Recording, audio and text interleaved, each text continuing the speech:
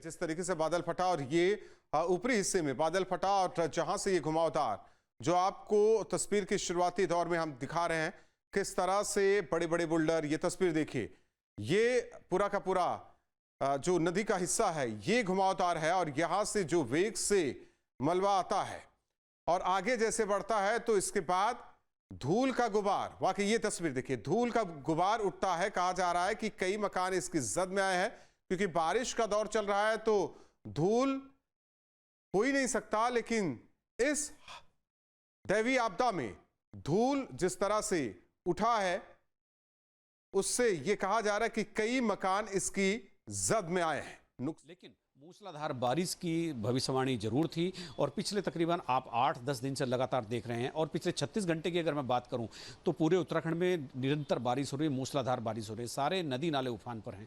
तो ऐसे में किसी घाटी में बादल का फटना और बरसात का पानी पहले से नदियों में नालों में चल रहा है, बरसात जैसे ही क्लाउड बस्ट हुआ तो उस पानी की संख्या उसे हजारों गुना ज़्यादा हो गई और उसके साथ मलबा और बड़े बोल्डर वो नीचे बह कर आए जिन्होंने काफ़ी नुकसान भी पहुँचाया।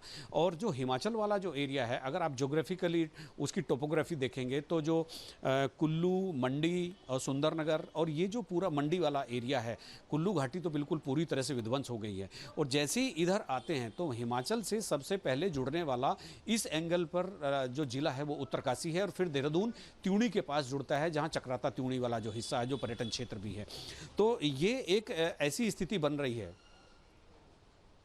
तस्वीरें देखिए, स्थिति क्या बनी हुई है। इसके बाद आपको दिखा रहे हैं एक तस्वीर देखिए, एक पुल भी है इस पार से उस पार जाने का, क्योंकि आबादी वाला ये इलाका है और इस मलबे की जद में पुल किस तरीके से आया। जब पुल से ये मलबा टकराता है तो एक बड़ा सैलाब नुमा ये हिस्सा उठता है। उस दौरान की तस्वीर आप देख सकते हैं। ये ऊपर की तस्वीर देखिए किस तरह से अब जब थोड़ा सा शांत होता है तो वहां जो गाद है वो बहता हुआ नजर आता है। तो तस्वीर आपको दिखा रहे हैं, खीर गंगा में अचानक ये सैलाब, पहले देखिए पानी आता रहता है खीर गंगा में, लेकिन पीछे का हिस्सा देखिए, जब बादल क्लाउड ब्रस्ट होता है उसके बाद की तस्वीरें आप देखिए, जो इसके किनारे कई आवासीय बिल्डिंग, इसके अलावा होटल, वो इसकी जद में आते हैं। देखिए जब इस हिस्से को आप देखते हैं जो नदी के लेफ्ट साइड है उस हिस्से को देखिए, वहां जब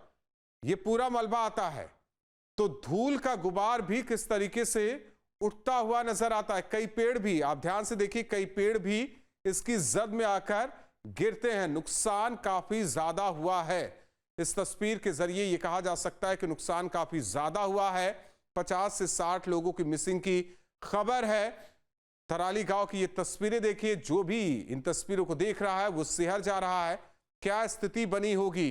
गनीमत रही कि आप समझिए कि अगर यहां मोड़ ना होता नदी का तो एक हिस्सा जो कि नदी के दाहिने साइड आप देखिए अपनी टीवी स्क्रीन पर, लेफ्ट साइड देखेंगे वो हिस्सा उससे कम नुकसान पहुंचा हुआ है, लेकिन टीवी स्क्रीन के राइट साइड को आप देखिए उस हिस्से को ज्यादा नुकसान पहुंचा है, क्योंकि यहां रास्ता मलबे को नहीं मिलता और वो हिट करता है इस हिस्से को जो भी इस मलबे की रास्ते में आता है। तबाही किस तरीके से देखिए, जब वो मकान को हिट करता है उसी दौरान धूल का ये गुबार उठना शुरू होता है। वो तस्वीर आप देखिए, ये देखिए धूल का गुबार किस तरीके से उठ रहा है। कई पेड़ इसकी जद में, यानी कि लंबी दूरी इस आवासी वाले इलाके में लंबी एरिया को भी मलबे ने हिट किया है।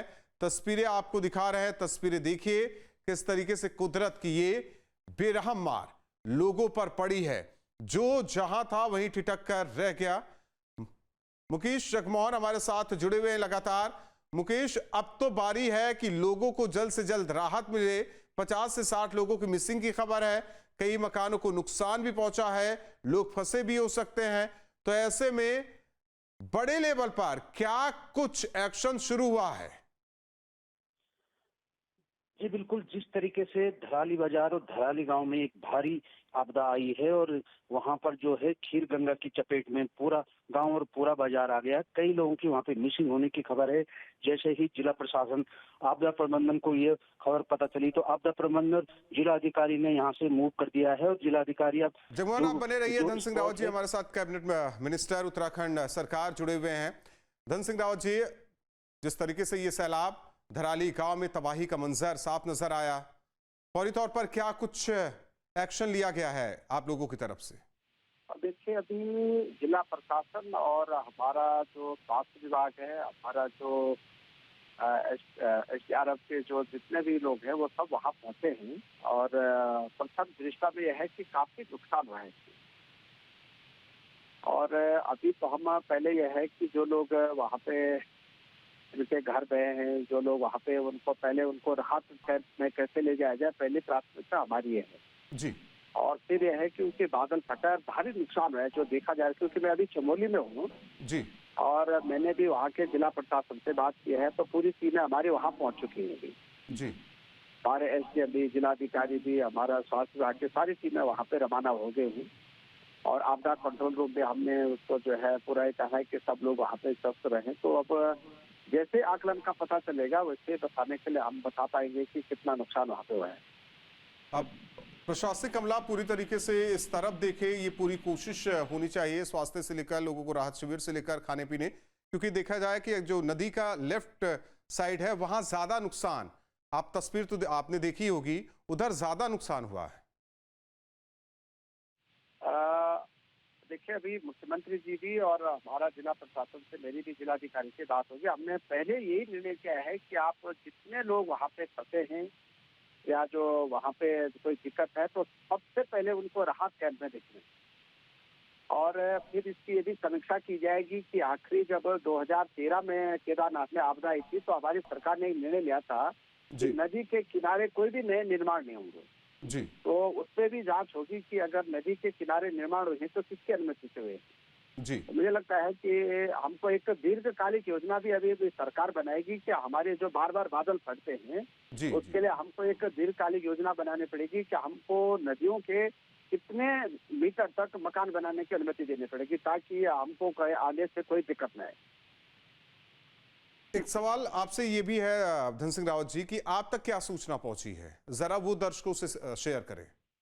देखिए, अभी जो मैंने वहाँ के जिलाधिकारी से बात की है और वहाँ के उप जिलाधिकारी से भी सूचना यह है कि उन्होंने भी मोटे तौर पे क्या है कि नुकसान का आकलन जो है वहाँ जाके पता चलेगा, लेकिन मोटे तौर पे नुकसान काफी हुआ है अभी।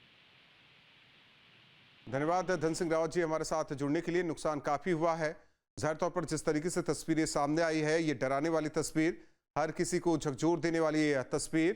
मुकेश जगमोहन हमारे साथ लगातार जुड़े हुए हैं, आप कुछ बता रहे थे मुकेश जगमोहन। जी बिल्कुल, धराली बाजार और धराली गांव जो है बिल्कुल सटा हुआ है और वहाँ पे सैकड़ों जो परिवार हैं वो निवास करते हैं और वहाँ पर नजदीकी जो है हर्षिल हेलीपैड है, हर्षिल से जो सेना की टुकड़ी वहाँ पे रहती है, ITBP की टुकड़ी वहाँ पे रहती है, तो कहीं न कहीं अब तक वहाँ पर सेना और ITBP और जिला प्रशासन पहुँच गया है और वहाँ पर जो रेस्क्यू कार्य है वो शुरू हो गया है। लेकिन आपदा इतनी भयंकर है, तबाही इतनी भयंकर है कि कई मकान आपदा की चपेट में आए हैं और कई मकान जो है लगते हुए भगीरथी नदी में समा गए हैं। तो कहीं न कहीं जो है जो मिसिंग होने का आंकड़ा वो और भी बढ़ सकता है, लेकिन अभी भी जो फौरी तौर पर 50 से 60 लोग वहाँ पर मिसिंग बताए जा रहे हैं। हालांकि जो पास में ही मुखवा गांव पड़ता है वहाँ से लोगों ने चिल्लाकर और सीटियां मारकर लोगों को वहाँ से सतर्क किया था और कहीं न कहीं जो है जो थोड़ी देर पहले ही उनको पता चल पाया, लेकिन पानी इतनी तेजी से नीचे आया क्योंकि खड़ी ढलान है और हिमालय क्षेत्र से जो ग्लेशियर फटके भी हो सकता है और जो है कहीं पे झील बनी हो या इस तरीका का वहाँ पे पानी आया। आप बने रहिए हमारे साथ। जहाँ भक्ति है हर शब्द में, कथाओं में छिपे हैं दिव्य रहस्य और ज्योतिष देता है जीवन को दिशा। धर्म से जुड़ी हर बातों को जानने के लिए हमारे चैनल स्तुति को सब्सक्राइब करें। चैनल पर जाने के लिए इस लिंक पर क्लिक करें।